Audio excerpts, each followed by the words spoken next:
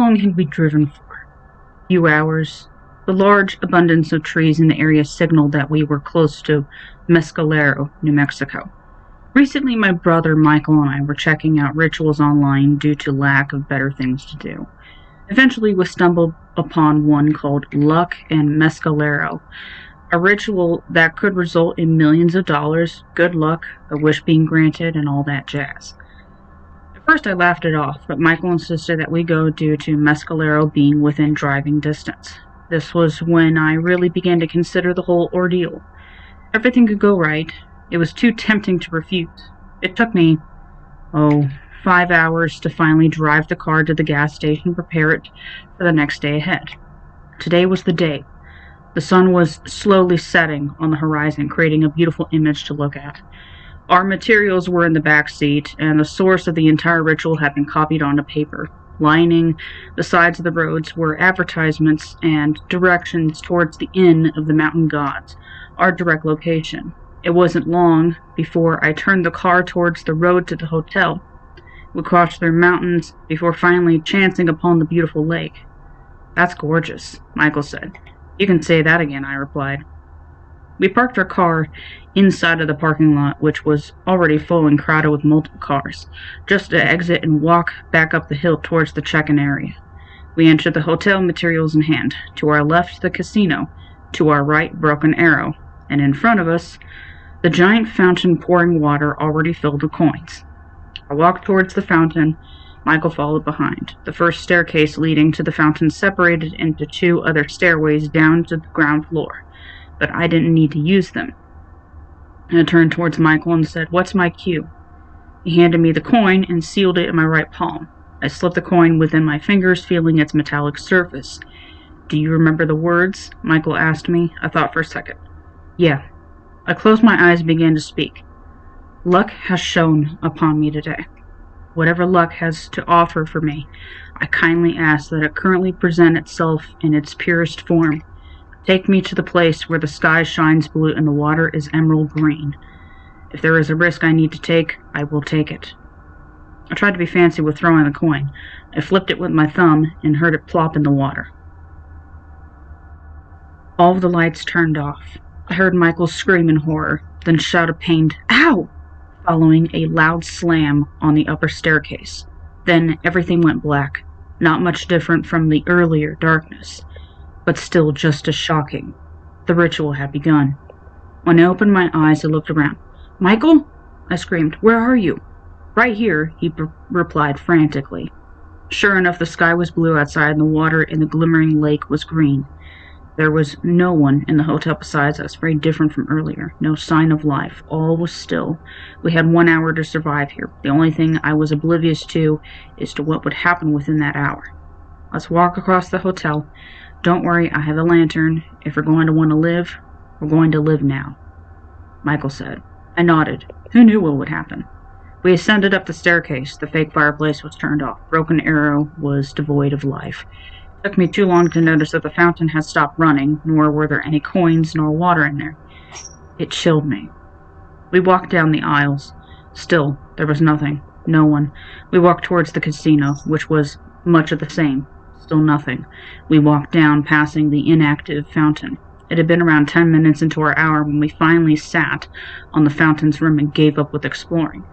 Suddenly, the water outside began to rumble. The emerald green of the water faded into a deep, muggy green. Before we knew it, the entire hotel was shaking. Much to the shock of Michael and I, small goblins started coming out of the lake, increasingly growing bigger by the second. "Run," Michael mumbled. "Run!" We ran up the staircase, tripping all the way. It was too late, for the goblins had already teleported inside and were charging straight for us. We ran towards the elevators, frantically pushed buttons, and waited until we arrived at an acceptable floor. Hopefully the goblins wouldn't find us there. "I'm beginning to regret this," Michael groaned. "Me too," I replied. When we arrived at a room, I kicked the door down with my shoes and signaled to the bathroom. Michael and I hid inside, slamming the door behind us. The lights were off, and we stayed close to each other with the shower curtains closed. We waited, and waited, and waited. It seemed like forever until the rumbling finally stopped. I opened my eyes again to find myself in the lobby next to Michael, the same exact place where we were before. To my surprise, there was no evidence that the goblins had even existed. They had simply been wiped out. Nothing was destroyed. Suddenly, the rumbling began again. Giant waves lashed at the window. Oh, no. This is just like catching fire, where different things happen each given time. My heart sunk, literally. A wave came crashing towards us, breaking the glass, sending sea spray into our faces and dampening strands of my hair. Stay back, I yelled, just stay back. We remained close to the window for the duration of the time. Finally, after one more massive wave, it was over. When we filed into the lobby, the destruction had again disappeared. We waited there for the next disaster to happen, but nothing did. Michael said. Maybe it's broken. We were walking towards the casino when I felt something shift underneath my foot, like a pressure plate of some sort. Then as I heard the noise, I saw a needle flying through the air. It pierced me in my arm. Ouch! I cried out in pain. Blood stained my sweater and trickled down my arm, making me blush. So there's needles now, I gasped. Let's be careful. We cautiously walked through the casino. When Michael touched one of the slot machines, I heard him yelp out in agony. One had pierced his back. As we walked, we got hurt more, one to my leg, another to my arm, another one to my nose. As for Michael, there were multiple needles. He was in clear, searing pain. Thank God we've only got a half hour left, Michael sighed. That means we only have to survive 2 more things, I said. Let's continue on. And then it's the finale, Michael replied. How will we make it out alive? I shrugged. The 4th round will be starting soon anyway. Of course, there was the rumbling that I had grown numb to. But what happened next was something that none of us had been expecting. Giant bricks fell onto the ground, almost falling at random. It was almost like hail. Thank the Lord that none of the bricks had fallen onto us from the start. We began rushing through the hotel, trying to find a secure shelter from the bricks. One of the bricks fell onto my back, weighing me down to the ground as I groaned in pain. Micah helped me on my feet. However, my biggest concern was not of the bricks, nor of the pain, but of the finale. This time, when the round was over, a horn erupted. As soon as it ended, we were both holding knives. This was going to be big. Michael held up his lantern.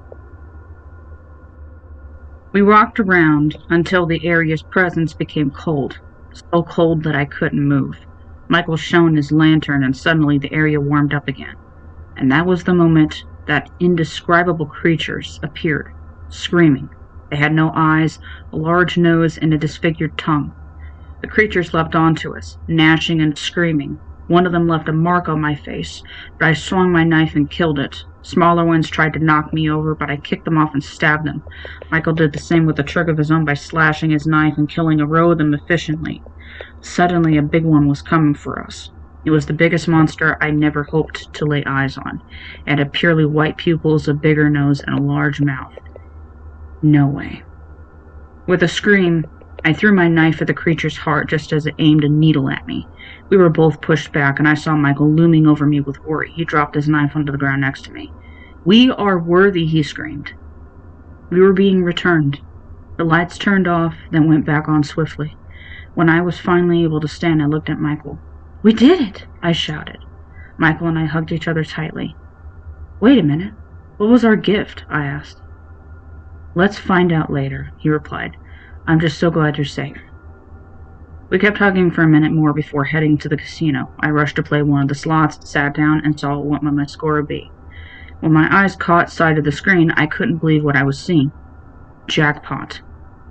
My gift was good luck.